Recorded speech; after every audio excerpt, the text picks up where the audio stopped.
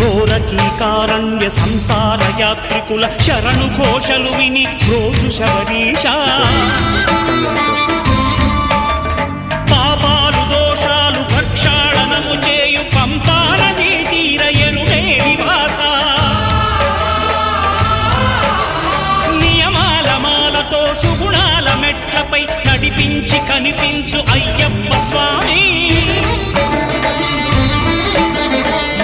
సంక్రాంతి సజ్జోతివై అరుదించి మహిమలను చూపించు మణికంఠ స్వామి